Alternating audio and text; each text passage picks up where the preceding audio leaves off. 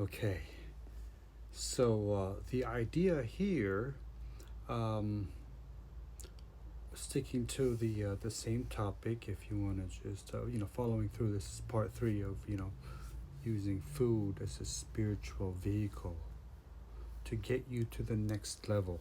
So that's the idea here. Food isn't just about filling your flavor. I mean, filling your tummy with some flavor, or trying to balance your protein and carbs and trying to build up the muscle.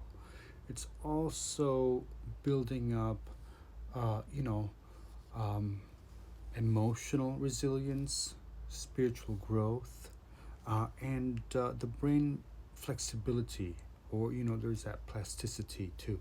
Um, but essentially, it's to make sure that you're not getting stuck to your bad habits. You always want to be optimizing and making refinements and adjustments. Things are always flowing, and things are in a wave, and it's either going getting worse or getting better.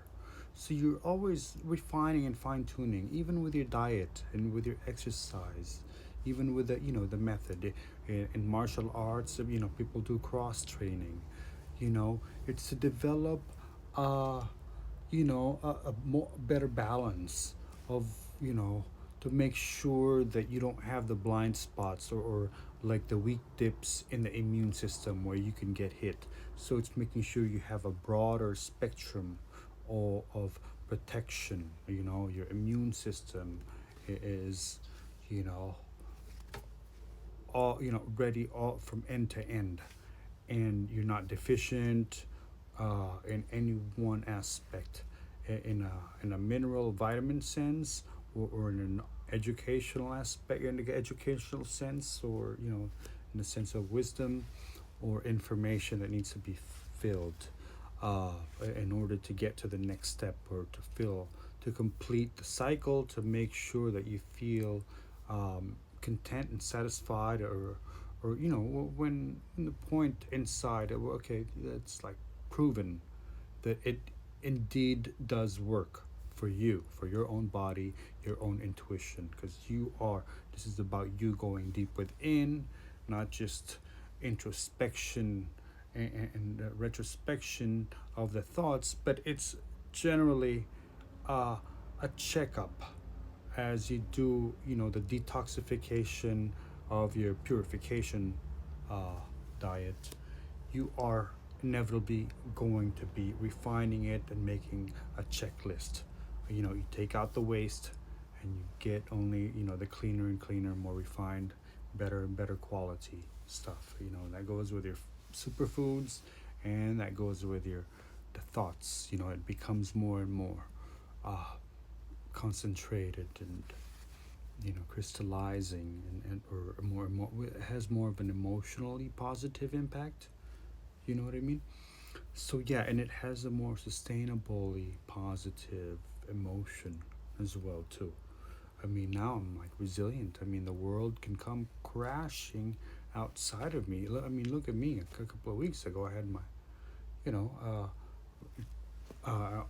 almost broke a bone. Scraped my face and came flying through on my e-scooter at 30 miles an hour, and ended up mopping the sidewalk and scraped my face on the asphalt, and ended up losing some teeth and some skin and some flexibility, and my my reflexes weren't at it. I wasn't able to snap back into place. So I've been healing a little bit, but I've been very resilient emotionally and spiritually. Like, you know what I mean? Like, I've lost, like, a baby has been stolen from me. I've lost, uh, you know, I've made money and I've lost money, but you don't want to be too carried away emotionally. And food has a tendency to do that. That's why people can get obese also. Money can do that. A lot of things can get addicting and get emotionally hardwired into your psyche and into your heart, into your emotions. So every time you do it, it forms an emotional habit. So, that habit becomes your character and becomes you.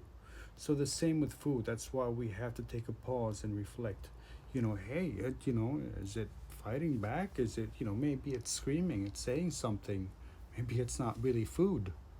You know what I mean? Like, if it does not want to be eaten, that's why I don't believe in really getting food, with knives and forks. I believe more in a peaceful, non-violent way of gathering food through harvesting. And if you're patient enough, a fruit will fall in your lap.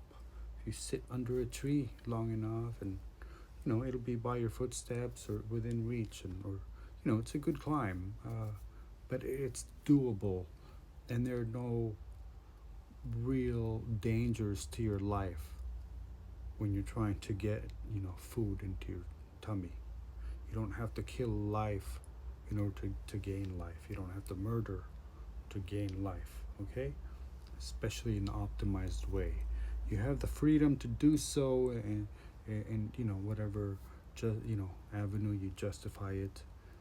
Uh, but like in my religion, we don't even like the Hindu. That's why I respect them more than my old Catholic religion, is because it's down to the science, and you know down to the acidity of the saliva, to the ratio of the intestines matched with the herbivores, the carnivores, and the humans, and how it matches that of the herbivores, especially for optimal performance, and how we don't have claws, and we don't have fangs, and we don't really need to chase after a cow or a chicken to feed ourselves. We don't have to go to that extent. We don't have to go out of reach or far out and overextend our effort. Food is supposed to be healing. It's supposed to make us smile and healthy. It's supposed to make us happy and blossom and sweet. You know what I mean? It's not supposed to make us bleed and frightful and angry and anxious and stressed out. But meat can do that. Barbecued meat can do that. It's cancerous food. An excess of, look at the excess of things, even if with sugar, or, and red meat or wine, a lot of that, excess of that will have side effects, and everybody already knows. But anyway, we'll stick to making sure that we're focused on the good stuff, on the nutritious, just on the efficient, what's productive as far as good, clean energy goes. Got to filter out the bad, dirty energy, and take out and clear the smog, clear the smoke, and see through the haze about finding real spiritual food that will feed your heart, feed your soul from within. Do you know what I mean? Like feed your brain resilience and more growth, so you can grow, keep growing brain cells, not just skin cells, not just filling your tummy. So in the same, in the spiritual sense, you know what I mean? You grow more feathers, or I don't know, more pearls of wisdom, or just a more clarified sense of consciousness and being, and thinking and living and doing, and because it all trickles down. It's all affecting one to the other.